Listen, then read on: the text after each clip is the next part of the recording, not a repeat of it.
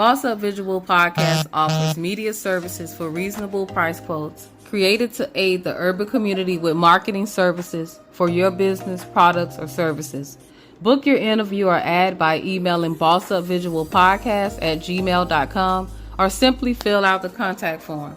Boss Up Visual Podcast is geared towards business and life topics, teaching individuals how to build wealth, make smarter financial decisions. Boss Up Visual Podcast is hosted by Shakita Days and Derek Days, founders of Derek Denzel Days II Corporation. Sometimes looking at life and business from one person's perspective or type of group can be misleading. Teaching you how to stay bossed up in a competitive world. A visual podcast shows step up, raise your standards, and for the direction of your life. Boss Up Visual Podcast features sub-segments hosted by business leaders, authors, coaches, and individuals looking to expose their brands. Become a VIP listener, get access to rewards and more by subscribing. Hello, everyone. So listen, we are back. We want to thank you for being with us today on this Caregivers segment.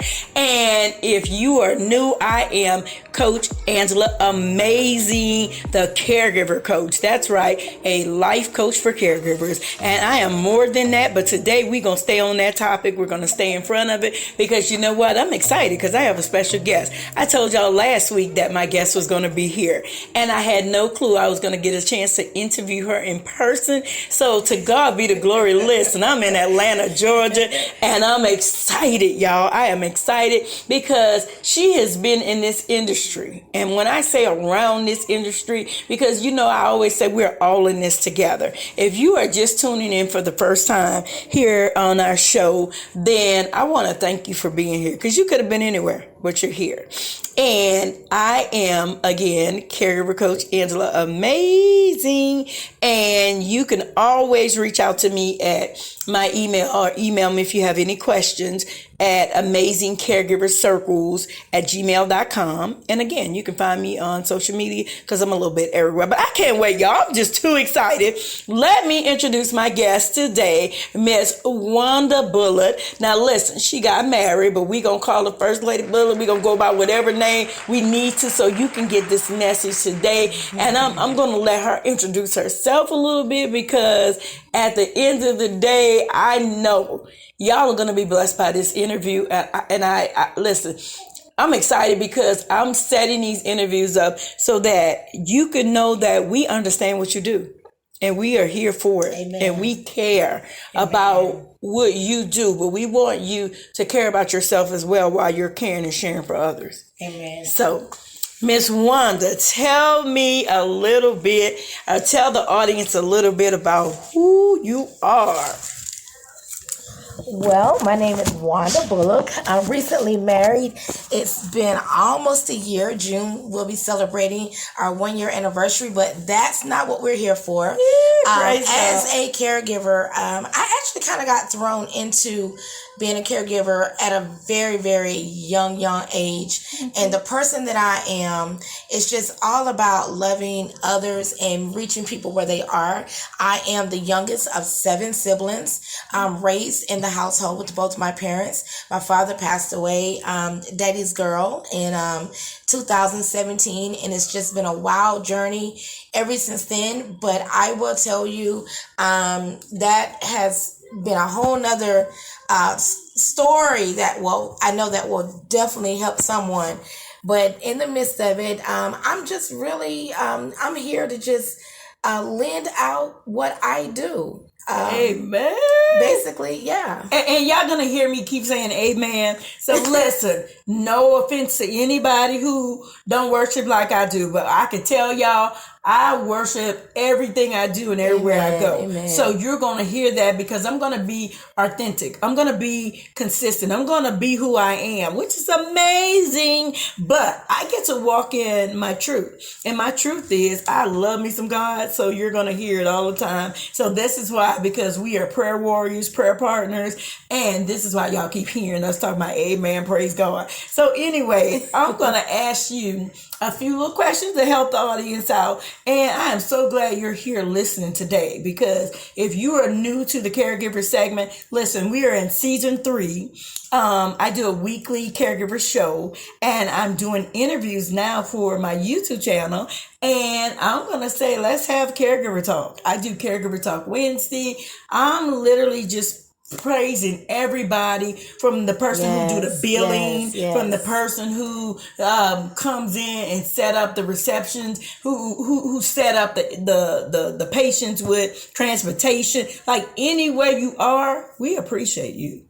Amen. Because it takes a village to do this, and you are not by yourself. And if you are a new caregiver, or you just found out that you're about to be a caregiver, we want to thank you.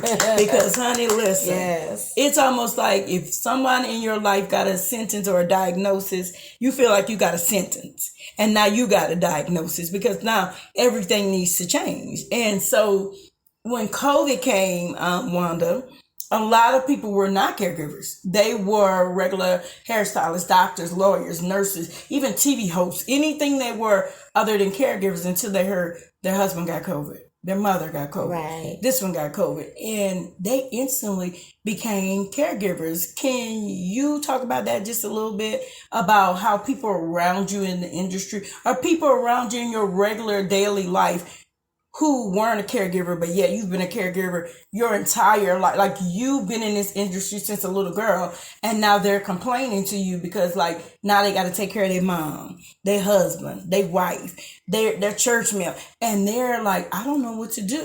Right. The resources are very limited for caregivers all around. It's just different resources, limited for different seasons and times. And so in this time, I think that resources are limited as far as the support that you need as a caregiver, and then also knowing how to do things at home as far as education goes. Because if insurance doesn't pay for it, if you don't have someone that's in their profession that's willing to pour out into you at no cost, that is also something that is lacking today. And it's all about you having to take the time as the caregiver, create the time, make the time, force the time to find the resources. And so many people today are so overwhelmed by, oh, I know she can help me, but she won't tell me anything. She just says, call this number. I don't have time to call this number. What do I tell these people? And when you don't have the correct documents as far as being a POA, a power of attorney of healthcare over your individual, but you just naturally took on the role, it makes it even difficult because of the HIPAA law. So resources are very limited, especially if you're not a power of attorney of healthcare.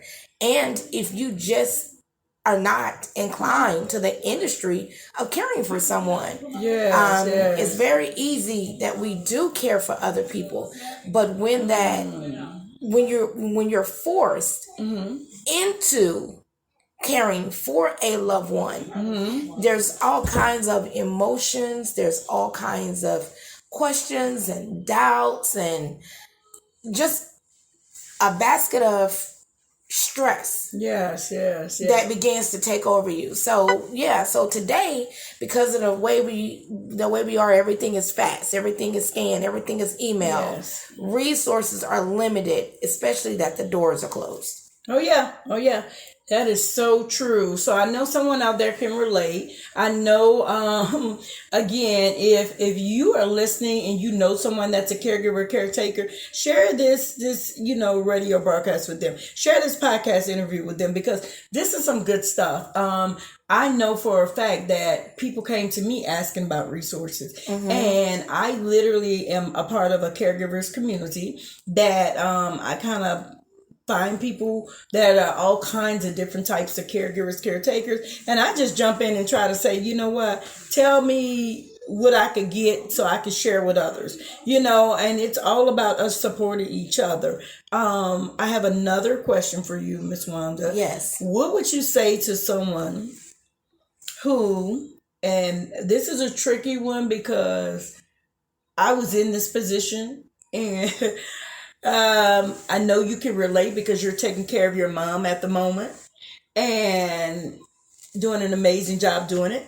So tell me, what would you say to someone who doesn't have the space and the time to take on a loved one, and I'm talking family caregiver, because for you all who are new tuning in, there are all different types of caregivers. There are several different kinds. So today I'm talking about family caregivers. So I asked Miss Wanda a question: what if you were just finding out you had to take care of a loved one, and that could be an uncle, an aunt, a husband, a wife, a mother, or father, but yet you don't have the space and you really just don't have the time? What do you do? Like, do you put them in a facility? Do you get with other family members and see who can take turns? Like, what is your thing? Because I can tell you, I was in a situation and I was kind of pushed into, like, I need you to take care of me when my stepdad got sick. And I wasn't in a position. I was not financially in a space. I didn't have the place for him to house him. By the time they gave me resources and finances to take care, it was going to be too little too late. And I couldn't do it. So I had to check in with other family members, but that left me feeling guilty. But it kind of just was like too much on me, because I have a special needs adult son, for those of you who know. So what would you say to someone in that situation? Well, I have a few things that I would say. One, the first thing is just to breathe. Yes, that's my favorite thing. Just take a moment and breathe and just exhale, because you will get through it. It will be moments that you want to give up, but you will get through it. So the first thing is just breathe, because receiving that type of information can really make you overwhelmed. It can really blow your mind. The second thing that I would say is to have a family meeting. It's very, very important that if you have multiple people in your household, or you have a large enough family, that you can have a family meeting. And it's important to have a family meeting with the social worker, with and without the social worker. So for an example, what I mean by that, if your loved one is in the hospital or in a rehab, and they have been there over 7 days perhaps, okay, and they're doing a plan of care to come home, and the care coordinator, I'll say care coordinator, we don't use social workers these days. The care coordinator wants to get with you about the plan of care. What's your plan for taking them home? So that would be the time to ask the care coordinator questions that you may not be sure of. And then second, get with your family and say, listen, this is what we got to make a decision of. And come together. If you cannot get your family together and your family is feuding, well, I don't want to take care of them, I don't have that kind of time, just a lot of back and forth, let that part go and understand that allowing your loved one to remain in a facility or go to a facility is caregiving. Yes. It is caregiving. It is. Because you are entrusting someone with 24 hours care, someone to have eyes that you don't have. Yes. You have to continue to keep working. You don't quite have the time and the space. So how do I turn my home into this? And I don't have the money to pay for private duty. Insurance is not going to cover it. It's okay to allow your family member to go into a facility, but be clear with your family member that you have made that decision about that. Unfortunately, you may not like this, but this is what's best for you. And we will revisit the opportunity for you to come home.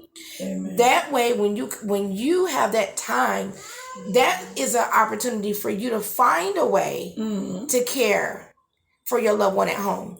And I believe, this is me, this is my faith talking, I believe that if it be thy God's will, He's already got the resources lined up for you. I agree. He's already got people in position for you. I agree. He's already giving you the plan. It's just a matter of not going ahead of the plan. Yes. It's a matter of you taking one step at a time. And that goes back to you breathing.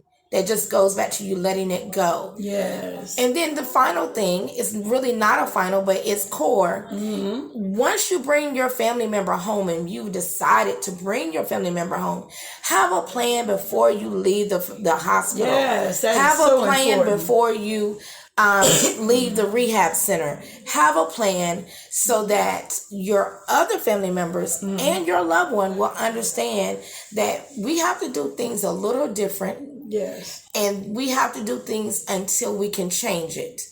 It's for their good, and it's also for you.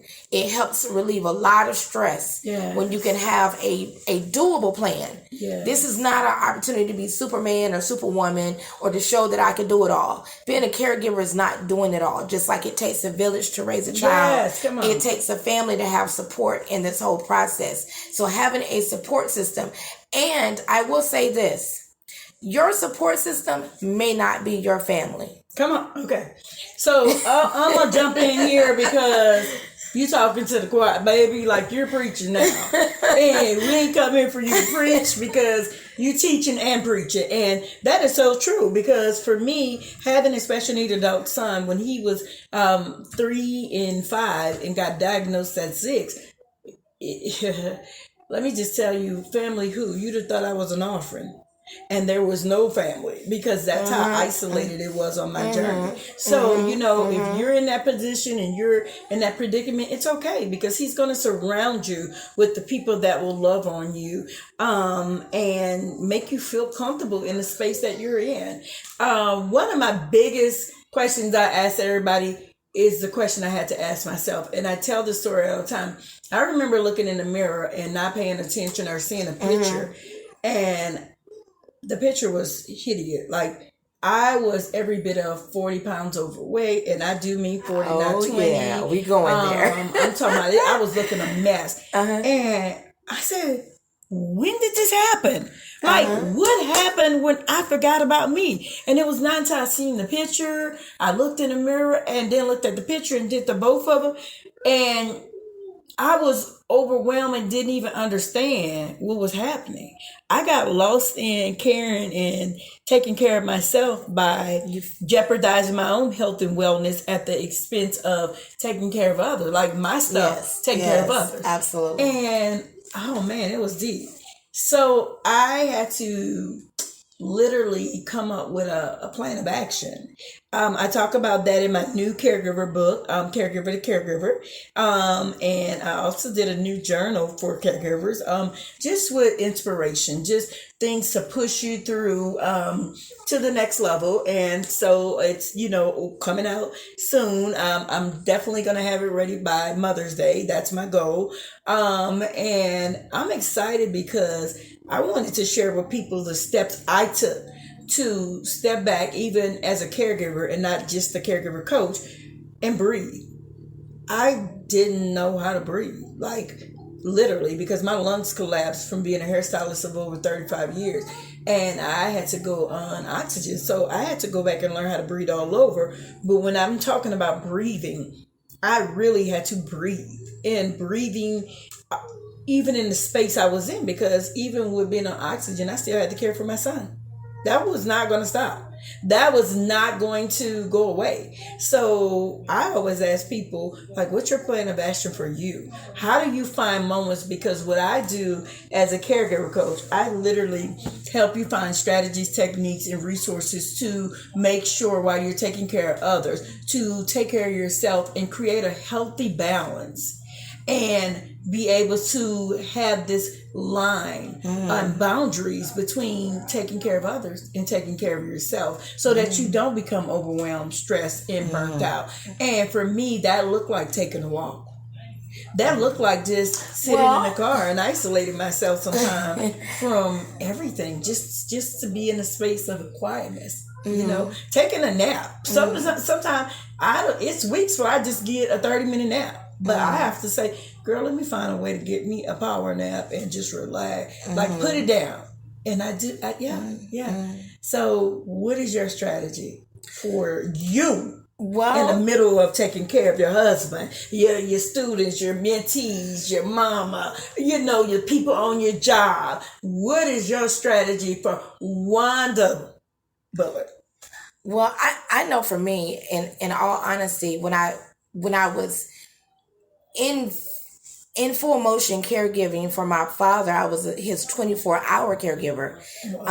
He passed away in 2017. Okay. And I was his caregiver from October 2013 to December 21st, 2017. And I totally got lost. I wandered away from myself and who I was. And so that became a learning experience. And that experience taught me a lot of things from where I'm at now.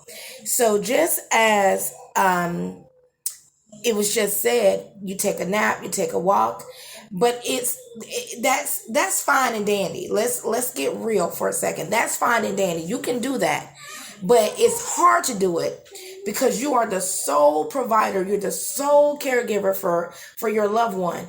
Well, when do I make time? As soon as I get ready to go do something, my name is called. Can you do this? By the time I get ready to do something, I got to make the phone call or the phone rings. It's always some type of distraction. And so part of having a plan of care has to include you when you are bringing your loved one home. Now, the care coordinator does not need to know what your plan of care is for yourself, but you need to have one in mind for you, whether you have it written down or not. And so for me today, I didn't do this then. For me today, I have to go on my phone. This is just a tip. On my cell phone, and I go to my alarm, and I have a schedule of times that I create for myself or what I need to do to keep me on task. And that include times that I may slip away to read. Reading is very good because it takes you through someone else's imagination. It takes things that are happening in the book. It makes it more real in your space of mind than what your reality is. Not only that, but I also have spa time for myself. Ooh, nice. The best escape is to go to the bathroom. Nice. And that's a good time when your loved one is resting and sleeping, is to go and escape and take you a nice, if you are a woman caregiver, take you a nice 30-minute bubble bath and have your favorite drink. And I don't mean vodka or Hennessy. I mean maybe a glass of tea. Or something relaxing. But if now you drinking on Hennessy or something, you're on your own. But you didn't get it from this show. Okay. Something that you enjoy, as far as tea or Sprite, something that just kind of brings you down and soothe you a little bit. I like to light a candle. I like to keep not in front of an oxygen machine, but in a room. I like to have a candle. Getting you a devotion that gives you positive affirmations. Calling a long-time friend and having a 10-minute conversation. Finding a movie that you enjoy that everyone else don't like. So it's about getting creative to find what works for you and what you can fit in. Even asking a friend or one of your loved ones' closest friend, can you come over and sit for 2 hours? I need to get out. And you go and you window shop, you go and eat your favorite ice cream. You find something to do for you. You are so important and you are valuable and you're worthy. Yes. And you cannot give for your loved one if you don't learn how to give to yourself. That was such a good one. And I forgot somewhere in there to throw in, I call it the color system. So for me, I have the color system. Now for someone who needs someone to step in and take a break, there is something called Respiracare. And, Yes. We'll talk about Respiracare, where you can get the government, the state to pay for you to get someone to help care for your loved ones while you take a break. So that's a whole nother, I'll do a show on that in the next week or two. And I'll put information in my on my website about that. But I have a color system, and my color system is code red, code yellow, and code green. And, when I say code red, I need emergency help. I need to tag somebody in. So when I text you and say code red, they know it's something related to my son. It's going on. When I say yellow, it's like I'm being cautious. It's on the verge of something getting ready to go down, but I'm okay. Kind of so that they won't be startled. So if they can't get to me like right then and there, they understand that I still need you to check in. And code green is just a matter of, listen, it's a situation, I'm going to keep it 100 because you don't get no money and no family caregiver, that it's a financial situation I may need help with. And I'll break that down as simple and small as well as big. Something small is, I may say, can you go to the store and grab my son some things to put in the house to eat on?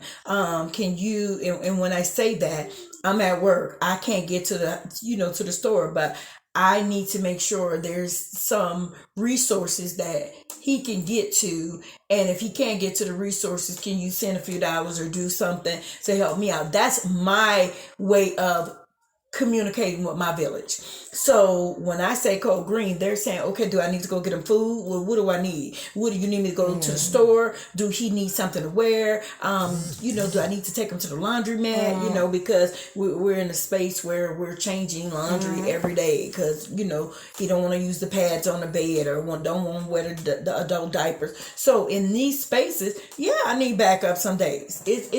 I'm not even going to be the one to tell you I don't. Some people, and that's not, really, that's really important. Yeah. In my first round of this, being a caregiver, being on the other side, being a former healthcare professional, I have had patients, their loved ones, that just got to do it all because it's a control thing. Well, I know exactly what I want. I know how I want it to look. I know how I want it to be. This is the best time for me to get it done. And then you have those that actually lean in and they have this one person that they may call. And so having a system in place will work. Yes. It can work, but you got to work it. And you got to believe that in the process that all things are going to come together. But there's one thing to go back real quick about what do I do as far as for Wanda. I love music. Yay. So I will go to YouTube and I will find something inspirational. All right. And that video may be the most powerful 3 minutes I've ever listened to. I'll relax. I'll find something. If you have a hard time sleeping, nature music is very, very good to turn on and just kind of lay on your back and prop some pillows up underneath your knees, behind your knees, and to just kind of zone out a little bit, turn the TV off and just be in silence. Sometimes being in silence will give us so much clarity and peace about our next step. Come on. So turning the noise off is good, and learning how to say no to your friends, to your loved ones. That is the most powerful thing that you can do for yourself is to learn how to say no. Yeah. So I pray that you gain wisdom in that area because it is something that you have to train yourself to do. Listen, Wanda, thank you for stopping by to do this interview. Let me just tell you guys, this has been amazing. And if you're just tuning in and you just pulled up on iHeartRadio and you just say listen, or wherever you're listening and get your podcast information from, and Apple, wherever, and you just wanted to jump in, let me just tell y'all, This was an interview that you have to go back and share, listen, and repost. It's been great. Wanda is in a process of getting ready to release her caregiver book she's working on. I'm excited about that. I can't wait to be the first one to order. She'll be having it where you could pre-order pretty soon. But she has been working on this book to give you nuggets, to give you some of the things in her experiences, to give you a email address where you could email her if you just had a question and she feel like she can share it with you, and she can answer it. She is really just being transparent to her experience on the journey. But you got to remember, she's been in this business for over 20 years. So she got me beat, but I can tell you, I am so glad she stopped by, because I appreciate when you take time to give, care, and share for others, and giving your valuable information, your experience, and just your resources has been tremendous in this caregiver circle, in this caregiver community. I am building amazing caregiver circles, one circle at a time, one loop at a time, one person at a time. And I came up with that because it has really been just connecting everybody together. There are nonprofits, there are Facebook groups, there are people where they need to go for family, personal, and professional. So even if you're a nurse, you're a doctor, somewhere in that space, we got you.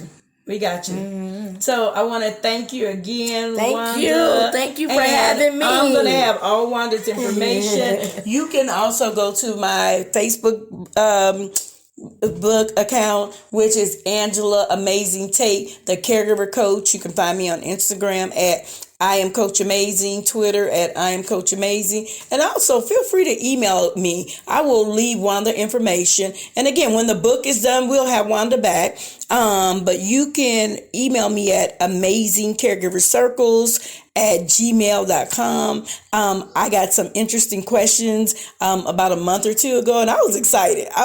So I'm going to answer the questions as best. And if you want to schedule an interview with me, find me and hit me up and get on my calendar, because we are going to take this as far as we can go.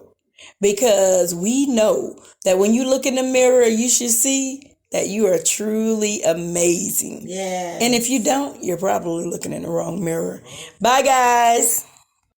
Let's talk about economic empowerment and how bad company corrupts good character.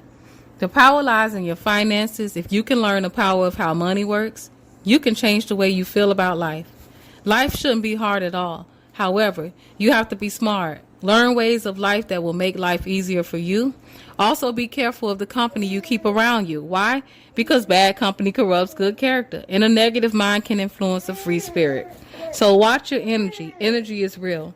How you feel is what you will attract. So make sure you keep your energy level positive and avoid negative people. Remember, good energy attracts good things, and bad energy attracts bad things. When you're taking a look at life and you're looking at your life, what do you see for your future? What do you see for yourself? What do you see for your family? Do you want to continue to live this life and be unhappy, be unsatisfied, not being able to live a full, fulfilling life? You want to get out of that rut. You have to get up and do something new. Do something different. Do something meaningful. Something that's going to be valuable to your life, valuable to your growth. And the only way for you to do that is to get up and boss up. Boss up, raise your standards. Raise your standards for yourself. Raise your standards for your life. You are enough. You're capable. And the only way for you to move into a different space, we have to get the knowledge that's necessary to move into those spaces. So don't be afraid to raise your standards. Don't be afraid to better your life. Don't let people tell you that, it's not possible. You're doing this for nothing. You're doing this for you. So whatever you desire to have for you, yourself, and your family, and the life that you desire to live, take action. Take action today. So thank you guys for joining us with another Boss Up Visual podcast show. We'll see you guys on the next episode. Stay bossed up.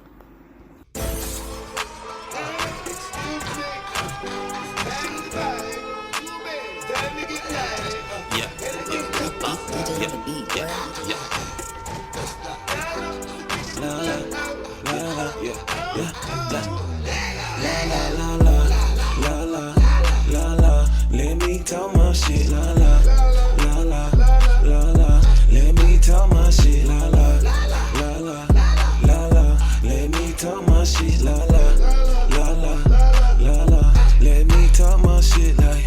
I usually don't smoke like this, but I'm in the big yeah talking my shit. I usually don't drink like this, but I'm in the big yeah talking my shit. A bitch better watch her tone, fuck nigga watch his mind. A bitch better watch her tone, fuck nigga watch his mind. I say we lit, we live, tripped I can't stop my vibe. Post up until we ride, disrespect then we slide. Ain't nobody gon' come off in his house. We